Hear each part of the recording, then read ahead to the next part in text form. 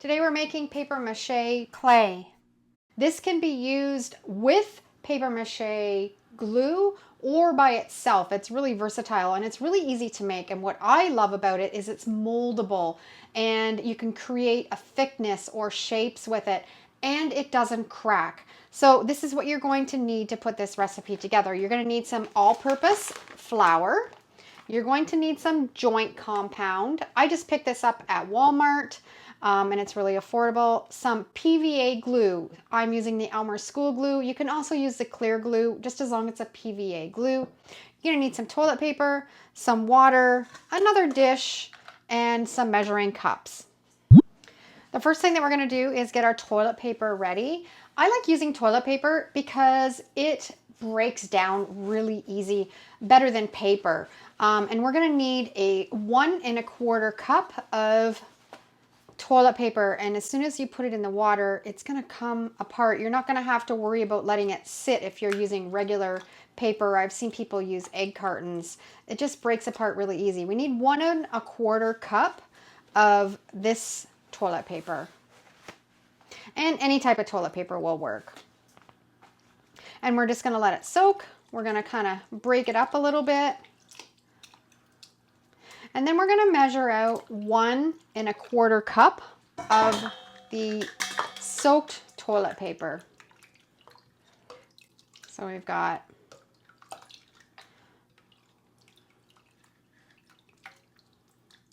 one cup. You don't want to completely take all the water out of it. We're going to leave some water in it. So there's 1 cup. And now we want a 1/4 cup more.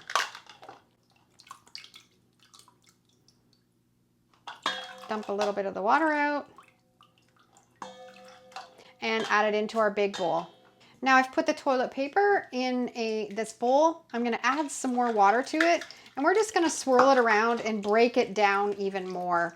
The nice thing about the toilet paper is it doesn't take much to get it to break down, opposed to using newspaper or packing paper or egg cartons that you'd have to soak overnight.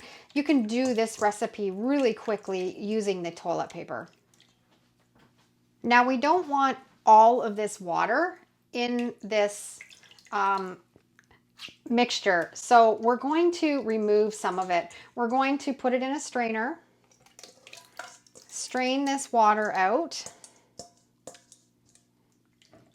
We don't want all the water gone. We don't want a crumbly paper, but we want most of it. If you squeeze it all out, it is crumbly and it doesn't make a nice smooth clay. So you kind of have to just get the feel of having it just enough of the water out so it just kind of holds together, and that right there is a perfect consistency. So we're just going to squeeze the water out until it's all that consistency. That's perfect, just like that. And we're going to put it in this other bowl. Now we're going to add 1 cup of drywall joint compound. Now drywall joint compound is used to join 2 sheets of drywall together with a piece of drywall tape. You can find this on Amazon, Walmart, any hardware store, and it comes in different sizes. This is a nice size for crafting, and this is 1.4 kilos. And we're going to just put that 1 cup of drywall joint compound into our paper mixture. We now want 3/4 of a cup of the PVA Elmer's School glue. This is a cup, but I'm just going to fill it up to 3/4 of a cup.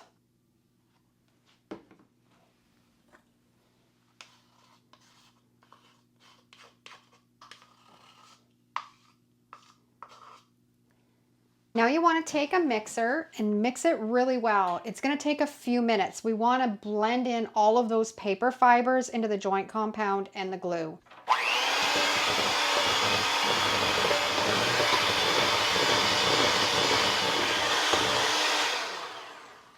we're going to begin to add flour, just small increments at a time. The amount of flour that you use is going to be determined by what you want your paper mache to be used for. If you want it to make a nice smooth coat, then you're not going to add much flour. If you want something that's going to be moldable and be able to shape or create texture, then you're going to add more flour. So just mix it up, just depending on what your project is and what you want to use it for.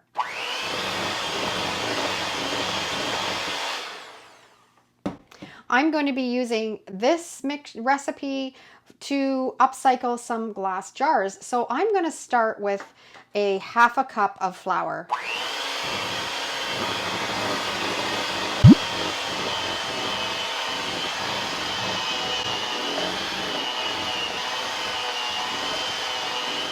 Now I'm going to transfer this over to a container with a lid. And if you're not going to use it right away, you can store it in a tightly sealed container in the fridge for a couple weeks. Or if you're going to use it within a day, you can store it in a bowl and put some plastic wrap on it and it will stay well. I'm going to transfer this into this. Now I made a paper mache bowl with the paper mache paste the other day, and I'm going to show you how you can add the clay on top of the strips of paper to even make more texture and more amazing DIYs with this paper mache clay. So you can just spread it around. It's going to give a real ceramic look and when it's all dry. And the nice thing is when you're working with air dry clay or other types of clay, they have a tendency to crack. And I find this recipe does not. It doesn't crack. So that makes it really easy when you're making projects. So I'm just going to cover the whole outside of this bowl. I've got this all coated, and the nice thing about this clay is it's also sandable too. So if you want a nice smooth surface, once it's all dry, you can sand it. I'm kind of trying to go for a rough pottery look. You can also use this paper mache clay on glass jars. It's just, you get creative and use it on all kinds of different surfaces and textures and make it thicker or thinner. Just experiment it with it and have fun. So I'm going to cover this glass jar, and then we're going to set it aside to dry. It's probably going to take at least a day to dry, and I'll be back. And it's the next day. Everything is dried completely. That bowl is nice and firm, and the clay will stick right on glass. You don't have to prime it beforehand. I painted these with a couple different shades of acrylic paint to give it that pottery look. And this is a really fun technique. So if you haven't tried making paper mache clay, give this recipe a try. And if you haven't made paste before, head back over, watch that video, and give these two techniques a try. Take care, and we'll see you in the next video.